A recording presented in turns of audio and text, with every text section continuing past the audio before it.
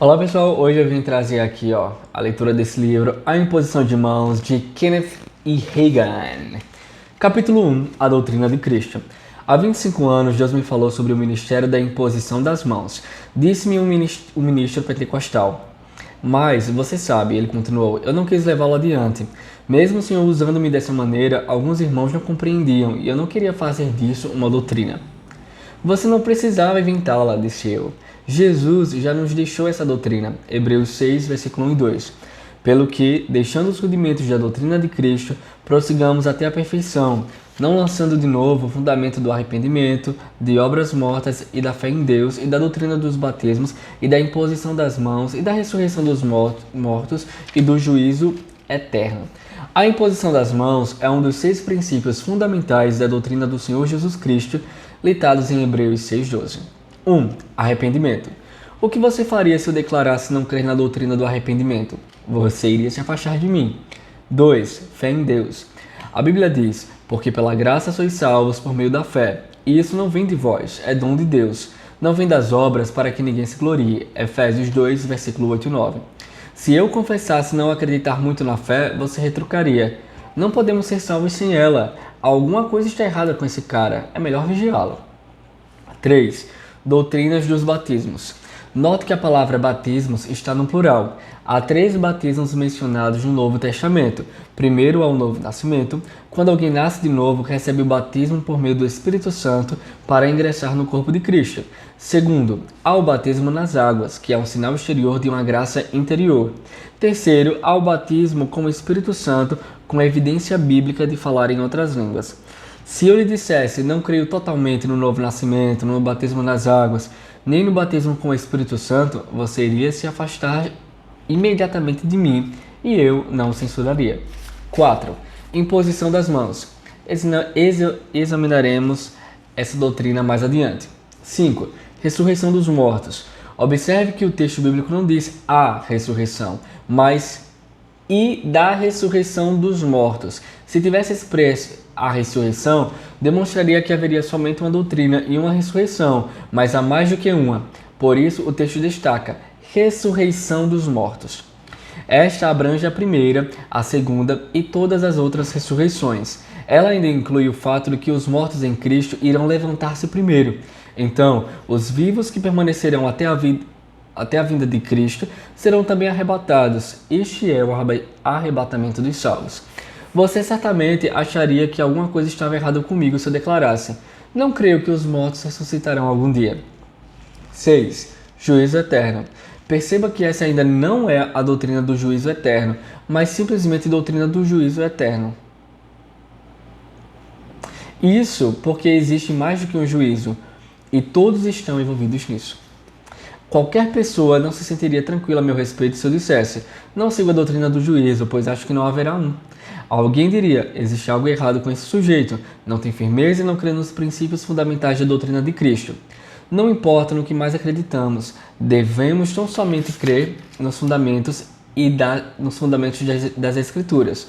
Posso ter comunhão com qualquer pessoa que crê nos princípios bíblicos.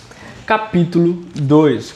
A doutrina da imposição de mãos. Aqui nesse primeiro capítulo, dando aqui uma adenda, nesse primeiro capítulo ele quer falar o seguinte: olha, se em Hebreus está escrito sobre todos esses 7 fundamentos, então por que nós excluímos um deles?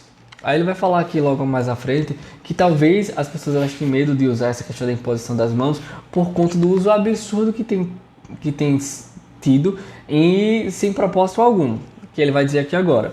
A palavra de Deus tem muito a dizer sobre a doutrina da imposição de mãos. Por isso é surpreendente constatar que alguns cristãos não veem significado nessa ordenança bíblica. Alguns a encaram até com espanto, mas ela é um dos princípios fundamentais da doutrina do Senhor Jesus. Até mesmo já ouvi ministros do Evangelho Pleno confessarem: não sigo muito isso. Negar um dos princípios essenciais da doutrina de Cristo é um assunto sério. Na verdade, a imposição de mãos é um tema que percorre a Bíblia inteira. A seguir, veja 3 exemplos do Antigo Testamento. Êxodos 29, versículo 10, 15 e 19. E farás chegar o novilho diante da tenda da congregação, e Arão e seus filhos porão as mãos sobre a cabeça do novilho. Depois tomarás um carneiro, e Arão e seus filhos porão as mãos sobre a cabeça do carneiro. Depois tomarás outro carneiro, e Arão e seus filhos porão as mãos sobre a cabeça do carneiro. Por meio desses textos, percebemos que as imperfeições dos adoradores eram transferidas pela fé para o sacrifício e o holocausto, e o holocausto era um tipo de sacrifício de Cristo. As perfeições do sacrifício eram recebidas pela fé, por aquele que impunha as mãos sobre o carneiro. Era o poder de Deus que efetuava essa transmissão nos dois sentidos. A Bíblia nos revela que Josué teve o mesmo espírito de sabedoria de Moisés, porque este havia imposto suas mãos sobre ele. Isso significa que os atributos de Moisés foram transferidos a Josué pela imposição de mãos. Deuteronômio 34, versículo 9. E Josué, filho de Num, foi cheio do espírito de sabedoria, porquanto Moisés tinha posto sobre eles as suas mãos. Assim, os filhos de Israel lhe deram ouvidos e fizeram como o Senhor ordenara a Moisés. Hoje, também pela fé, por meio da ordenança e da imposição de mãos e por intermédio do ministro, o poder de Deus é transmitido à pessoa necessitada.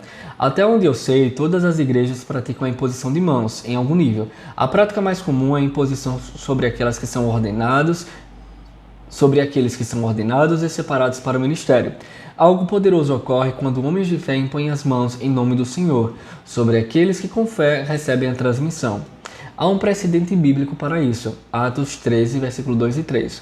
E servindo eles ao Senhor e jejuando, disse o Espírito Santo: Apartai-me a Barnabé e a Saulo para a obra que os tenho chamado. Então, jejuando e orando e pondo sobre eles as mãos, os despediram. Entretanto, a doutrina da imposição de mãos não se encerra com a ordenação de ministros, como tantas denominações creem. Esse é só um ângulo dessa importante prática. Algumas igrejas realmente vão além desse ato e creem na imposição das mãos sobre aqueles que são colocados em certos ofícios da igreja. Novamente, existe referência nas escrituras para isso. No capítulo 6 de Atos, 7 homens foram selecionados para servir as mesas, dessa forma liberando os apóstolos para que se dedicassem continuamente à oração e ao ministério da palavra. Estes impuseram as mãos sobre os 7, os quais foram chamados de diáconos ou ajudadores, em grego. Contudo, a imposição das mãos não está limitada às ordenações. Em quase todos os exemplos em Atos dos Apóstolos, quando as pessoas eram cheias com o Espírito Santo, recebiam-no pela imposição das mãos. Exceções foram os 2 derramamentos espontâneos do Espírito em Atos 2 e Atos 10. Por exemplo, em Atos 8, versículo 17, Pedro e João impuseram as mãos sobre os convertidos samaritanos de Filipe, e estes receberam o Espírito Santo. Em Atos 19, versículo 6, Paulo impôs as mãos sobre os discípulos em Éfeso e falavam línguas e profetizavam. Naturalmente, as pessoas podem ser cheias com o Espírito de outras maneiras, mas a imposição de mãos é um método bíblico. Capítulo 3. Mãos vazias sobre cabeças vazias. Percebi que existe uma maneira imprópria para a imposição das mãos. Há 2 extremos das igrejas, e um deles é um mero ritual. Existem igrejas que têm o costume de impor as mãos sobre as pessoas a fim de confirmá-las na fé. De acordo com os princípios de algumas igrejas, a pessoa recebe o Espírito Santo nesse instante. Mas isso é uma mera formalidade, e coisa alguma acontece. Por outro lado, tem havido extremos até nos círculos do Evangelho Pleno. Esse Evangelho Pleno era a igreja na qual o Kenneth Hagin fazia parte. As pessoas recebem a imposição de mãos por qualquer motivo e por intermédio de indivíduos despreparados espiritualmente. Certa ocasião, uma mulher proveniente da Califórnia foi a uma reunião na igreja na qual mãos foram impostas sobre ela e foi-lhe profetizado supostamente o dom de desfazer ondulações de permanente do cabelo de mulheres. Eu lhe disse que se ela tivesse recebido o dom de colocá-las, ao invés de desfazer as ondulações, ela teria lucrado muito mais. Aí você fica pensando, né, como naquela época, porque o Kenneth Hagin, ele nasceu em 1917, em 1930 ele já estava começando aí o ministério dele. E 30, por aí. E o que acontece? Desde aquela época já existia gente falando barbaridades como essa. Quem já viu unção de desfazer ondulação de cabelo?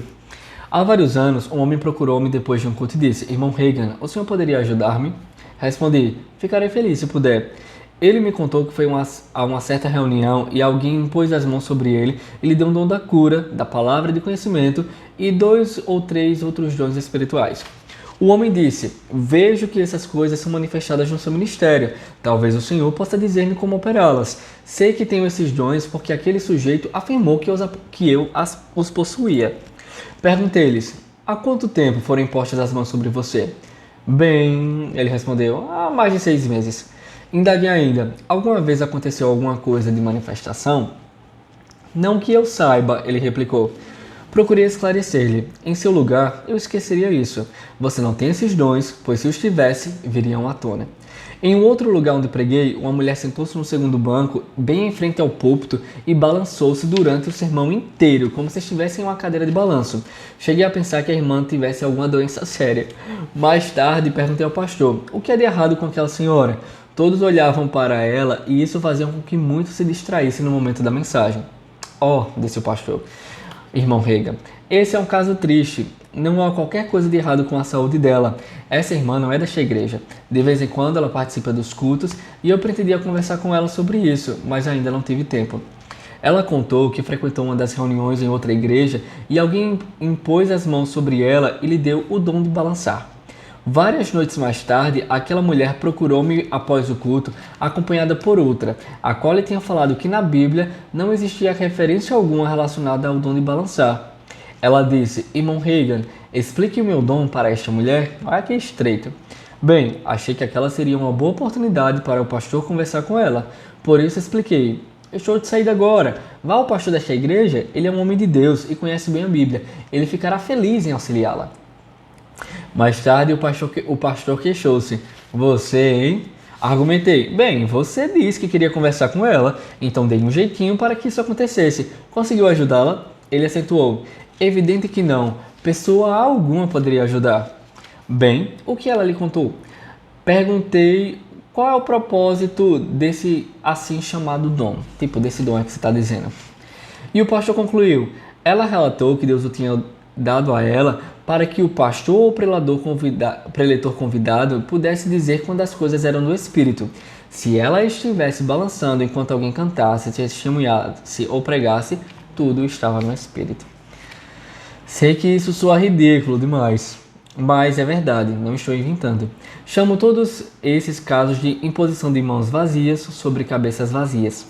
Não ficaria assustado a ponto de deixar de lado uma prática do Novo Testamento por causa do fanatismo, nem ficarei congelado por causa da formalidade.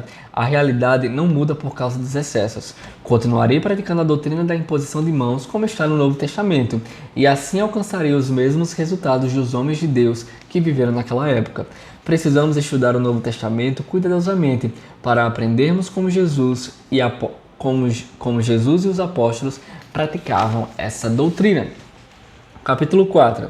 O exemplo de Jesus e dos apóstolos. Jesus Cristo empregou a imposição de mãos para curar as pessoas. Veja o que aconteceu em Marcos 6, quando o Senhor estava em Nazaré, a sua cidade.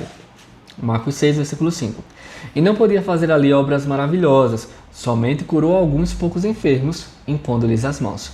Note que esse texto refere-se ao Senhor Jesus Cristo, o Filho de Deus. Não diz que ele não queria fazer obras maravilhosas em Nazaré, mas que ele não podia. Parece por isso que impor as mãos sobre os enfermos funcionará quando nada mais funcionar. Os poucos curados naquele dia o foram por meio da imposição de mãos de Jesus. Um outro exemplo da mesma ação de Cristo diante de uma pessoa doente está em Mateus 8, versículo 15. Essa passagem bíblica narra que na ocasião em que Jesus entrou na casa de Pedro, ele encontrou doente com febre a sogra do apóstolo, e tocou-lhe na mão, e a febre a deixou, e levantou-se e serviu-os. Marcos 8, versículo 22 ao 25. E chegou a Betsaida, e trouxeram-lhe um cego, e rogaram-lhe que tocasse. E tomando o cego pela mão, levou-o para fora da aldeia, e cuspindo-lhe nos olhos, e impondo-lhe as mãos, perguntou-lhe se via alguma coisa. E levantando ele os olhos, disse: Vejo homens, pois os vejo como árvores que andam. Depois tornou a pôr-lhe as mãos nos olhos, e ele, olhando firmemente, ficou restabelecido, e já via ao longe e distintamente a todos. Louvado seja Deus! O cego foi curado pela imposição das mãos de Jesus. Alguns dirão: o Senhor orou por aquele cego 2 vezes. Não sei se o mestre orou absolutamente por ele, porque a Bíblia não conta. A palavra diz que ele lhes impôs as mãos 2 vezes, não que orou. Por isso, de acordo com as Escrituras, é correto impor as mãos uma segunda vez sobre um doente, se necessário. É bom conhecer o que Cristo realizou em certas circunstâncias, pois assim saberemos o que fazer. Marcos 7, versículo 32, 33 e 35. E trouxeram-lhe um surdo que falava dificilmente, e rogaram-lhe que impusesse as mãos sobre ele. E tirando-o à parte de entre a multidão, pôs-lhe o dedo nos ouvidos, e cuspindo, tocou-lhe na língua. E logo se abriram os ouvidos, e a prisão da língua se desfez, e falava perfeitamente. Nos 2 casos mencionados, note que grupos de pessoas levaram até Jesus o cego e o surdo. Essas pessoas, bem como os próprios doentes, acreditavam na imposição de mãos e obtiveram resultados positivos. Se alguém deseja que essa prática funcione, tem de crer nela. Veja, sem fé, a imposição de mãos é mera parte de um ritual e milagre algum acontece. No caso do homem surdo, as Escrituras não revelam que as pessoas pediram a Jesus que curasse o homem, embora se possa deduzir tal fato. A Bíblia narra que elas pediam-lhe que impusesse as mãos sobre o enfermo. Marcos 5, 22 e 23 diz: E eis que chegou um dos principais da sinagoga, por nome Jairo, e vendo, prostrou-se aos pés e rogava-lhe muito, dizendo: Minha filha está moribunda, rogo-te que venhas e lhe imponhas as mãos para que sare e viva. Jairo acreditava na imposição das mãos. Ele não disse exatamente: vem e ora por ela. Ele nem mesmo pediu: vem e cura minha filha, mas rogou-lhe: venhas e lhes imponhas as mãos para que sare. Aquele homem creu que sua filha seria curada quando as mãos de Jesus fossem postas sobre elas. Sabemos, por meio das Escrituras, que a criança tinha morrido antes que Jesus chegasse à casa de Jairo. Mas o texto diz: e tomando a mão da menina, Marcos 5,41, parte A. Em outras palavras, Jesus a tocou. Ele a tomou pela mão e esta, ao levantar-se dos mortos, foi curado. O mestre costumava impor as mãos sobre os doentes e ele definitivamente exortou aos cristãos a procederem do mesmo jeito. Jesus disse em Marcos 16, versículo 18, parte B: Imporão as mãos sobre os enfermos e eles serão curados. Quem imporá as mãos sobre os enfermos? Não será o pregador. A resposta está no versículo 15, com a declaração do Salvador: Ide por todo mundo, pregai o evangelho a toda criatura. Um dos sinais que seguirão aqueles que creem é: imporão as mãos sobre os enfermos e os curarão. As pessoas ainda pregam o arrependimento e o batismo nas águas. Cristão algum faz objeção a isso. Bem, por que então deixar pela metade e não pregar tudo o que diz a respeito à grande comissão? Por que não ministrar sobre a imposição de mãos, que é também parte da comissão constituída por Cristo? Os discípulos, obviamente, levaram a sério as instruções de Jesus. Na passagem de Atos 5,12, temos e muitos sinais e prodígios eram feitos entre o povo pelas mãos dos apóstolos. Veja, pelas mãos dos apóstolos. Paulo praticava também a imposição de mãos. Em Atos 28, versículo 8 e 9, descobrimos que ele naufragou em uma ilha. O pai do governador da ilha estava doente. Então o apóstolo foi à casa dele e, havendo orado, pôs as mãos sobre ele e o curou. O homem foi curado pela imposição de mãos. A Bíblia registra que os habitantes da ilha levaram seus doentes para Paulo, o qual ministrou-lhes a cura, obviamente impondo-lhes as mãos. Atos 19, versículo 11 e 12. E Deus, pelas mãos de Paulo, fazia maravilhas extraordinárias, e de sorte que até os lenços e aventais se levavam do seu corpo aos enfermos, e as enfermidades fugiam deles, e os espíritos malignos saíam. O texto mostra que não somente os doentes foram sarados, mas também os endemoniados foram libertos quando panos sobre os quais Paulo havia imposto as mãos foram colocados no corpo deles. Contudo, nesse contexto, quando falamos acerca de panos ungidos, não significa ungidos com óleo, mas com o mesmo poder e unção que Paulo possuía. E Deus, pelas mãos de Paulo, fazia maravilhas extraordinárias. O apóstolo empunha as mãos sobre os panos, o Senhor usa os seus servos e opera por meio das mãos deles. Alguns dirão: os apóstolos podiam fazer aquilo, mas não é para nós hoje. Parece-me que pessoas inteligentes deveriam ter discernido tal mentira esfarrapada nessa altura dos acontecimentos.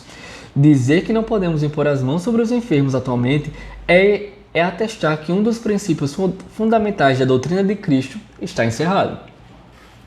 Se a imposição de mãos foi encerrada, as pessoas inteligentes não deveriam ter o direito também de crer na doutrina do arrependimento, já que está tudo ali, uma listada atrás da outra. Não quero tirar coisa alguma da doutrina de Cristo, na qual creio em sua totalidade. Sou um seguidor de Jesus e uma pessoa persistente nos ensinamentos do Evangelho, e um deles é a imposição das mãos. Capítulo 5. Estes sinais seguirão. Jesus não disse que estes sinais seguirão apenas aos apóstolos e pregadores ou mestres. Ele disse, estes sinais seguirão aos que creem. Não é aqueles que creem em Jesus, é aqueles que creem que os sinais vão seguir se eles fizerem de acordo com o que está escrito. Marcos 16, versículo 17, parte A. Quando eu era um adolescente batista, não sabia coisa alguma sobre cura divina, porque nunca tinha ouvido sobre isso. Eu só conhecia o que a Bíblia diz em Marcos 11, versículo 22 a 24, acerca de fé e oração. Meu corpo estava quase totalmente paralisado, eu tinha um sério problema cardíaco e uma doença sanguínea incurável. Os médicos diziam que eu ia morrer. No entanto, fiz a oração da fé e fui curado. Saí daquele leito de morte como um jovem batista que pregava a fé e a cura. Dei meu testemunho em todos os lugares por onde passei. Impus as mãos sobre todos os que me encontrei e que aceitaram as mãos impostas sobre eles, e os ungi com óleo. Vi as pessoas curadas, mas fiquei sozinho, porque não conhecia qualquer outra pessoa que acreditasse na cura divina. No entanto, isso não me aborreceu.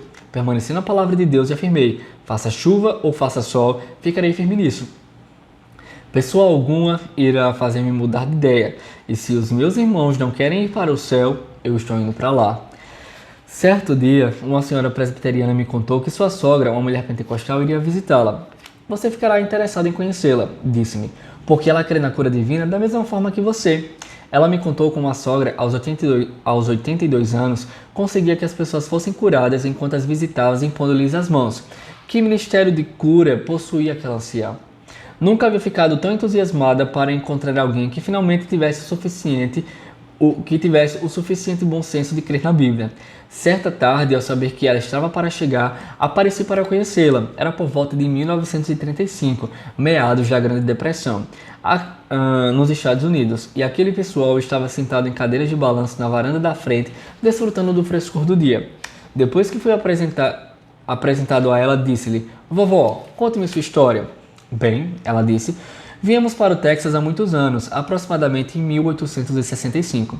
Meu pai colonizou uma área de terra. Você podia consegui-la por pouco ou nada. Ficava a aproximadamente 64 quilômetros da escola mais próxima. Logo não tive como frequentá-la, por isso não recebi qualquer instrução. Cresci, casei-me com um rapaz vizinho cujos pais tinham um pedaço de terra e constituímos a nossa família.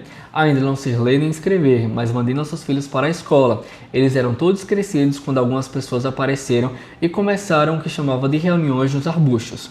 Eles erguiam alguns postes, amarravam uns fios de poste em poste e colocavam ramos de árvores sobre eles. Em uma das reuniões, fui salva por Jesus e batizada com o Espírito Santo.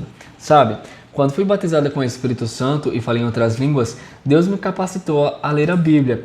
Posso fazer a leitura das Santas Escrituras sem cometer um erro, mas é tudo que eu consigo, não sei ler mais qualquer outra coisa. Então mudei de cidade.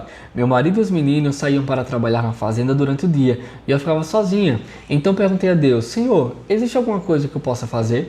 Não cantava na igreja porque não tinha voz para a música. Não ensinava na classe de escola bíblica dominical porque era usado um boletim trimestral que eu não podia ler. Certa ocasião, então, eu estava em casa orando e lendo a Bíblia, quando li em Marcos, estes sinais seguirão os que creem. Imporão as mãos sobre os enfermos e os curarão. Marcos 16, 17a e 18b. Pensei, não preciso de diploma para impor as mãos sobre as pessoas. A Bíblia declara que os cristãos podem impor as mãos sobre os enfermos. Então eu simplesmente saía pela vizinhança e perguntava se havia alguma pessoa doente.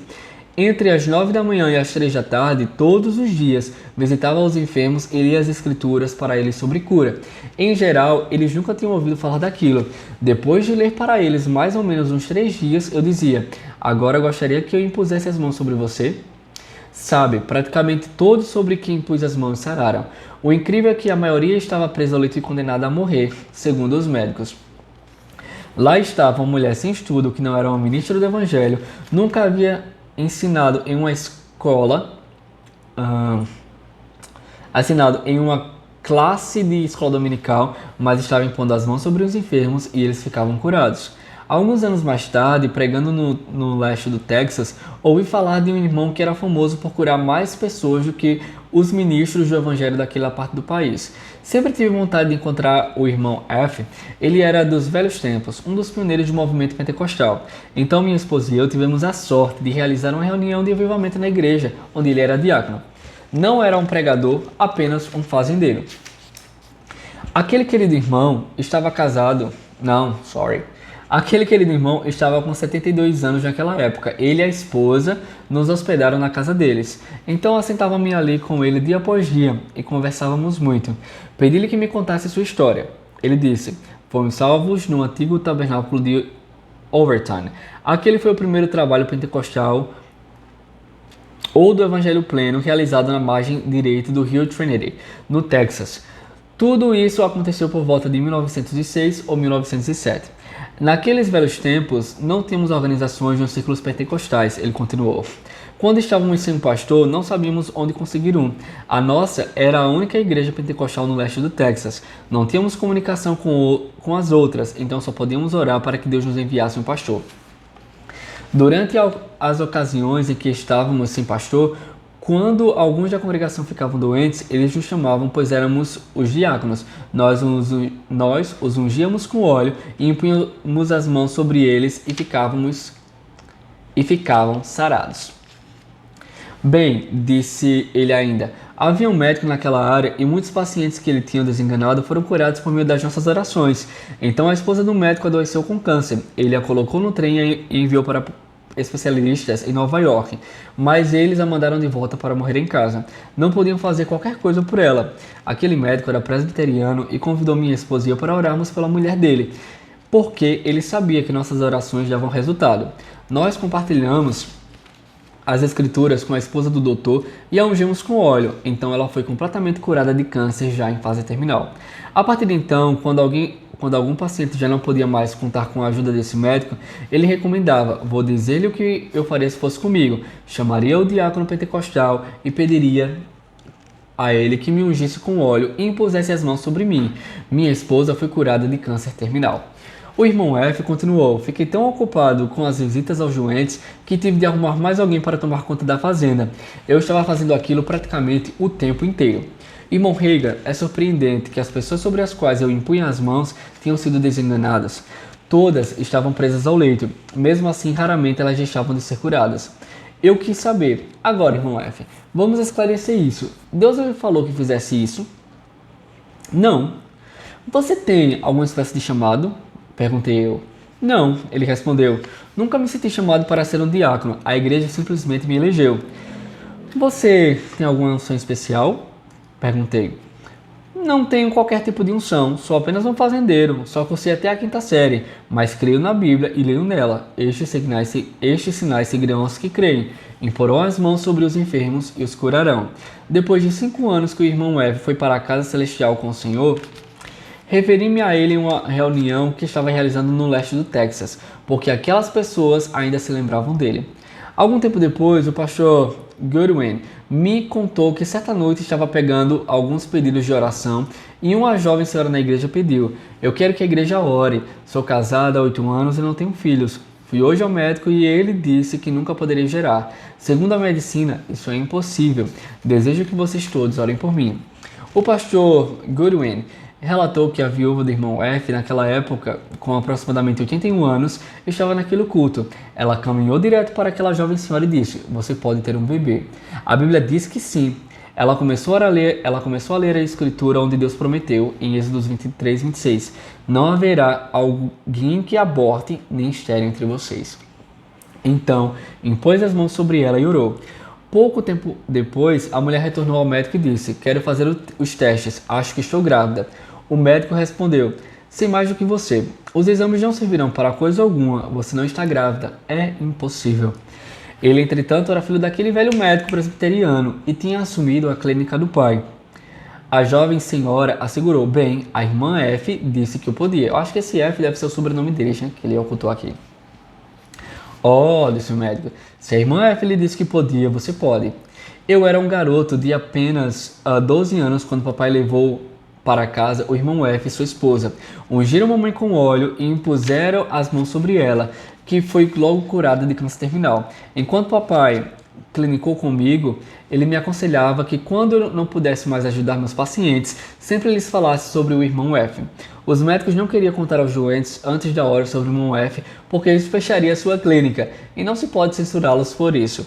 Depois que os testes foram realizados, é óbvio, constatou-se que a senhora estava grávida. Quando chegou o momento de o bebê nascer, o médico avisou: bem, você não poderá ter o bebê de modo natural, teremos de fazer uma cesariana. A futura mãe disse: bom, a irmã F disse que seria um parto normal. Disse o médico, isso é diferente. Se ela disse que você podia, então você pode. O pastor Goodwin continuou: esse médico procurou-me e disse: agora, quando chegar a hora do nascimento do bebê, quero o senhor e a irmã F lá. Sou um médico e sei que do ponto de vista científico, ela não pode ter aquele bebê de forma natural. Na hora do parto, o pastor Goodwin e a esposa receberam um telefonema e foram à casa da mulher. A irmã F tem estado com ela há vários dias. O irmão Goodwin me contou, só fiquei sentado lá fora, orando. Aquele médico presbiteriano saiu da casa em 10 minutos e colocou a cabeça na janela do carro. Ele estava chorando e declarou: irmão Goodwin, Deus e a irmã F fizeram aquilo outra vez. Temos um milagre aqui, um lindo garoto. Agora lembre-se, a irmã F nunca havia pregado um sermão, não era pregadora, apenas a esposa de um fazendeiro, mas uma cristã. O Senhor é o mesmo agora como era nos tempos antigos. Isso foi lá pelos meados de 1943. O Todo-Poderoso é o mesmo hoje, não mudou. E quando encontra uma pessoa com quem possa operar, faz grandes coisas. Quem pode impor as mãos sobre os enfermos? Os cristãos podem. Capítulo 6. Métodos. A imposição de mãos pode ser feita de dois modos. Primeiro, qualquer servo de Deus pode impor as mãos sobre uma pessoa, como um ponto de contato para liberar a fé e esperar que ela seja curada. Há alguns indivíduos, vizinhos e amigos, por exemplo, pelos quais você pode orar de um modo muito especial. Também é bíblico que maridos e esposas imponham as mãos sobre um sobre o outro.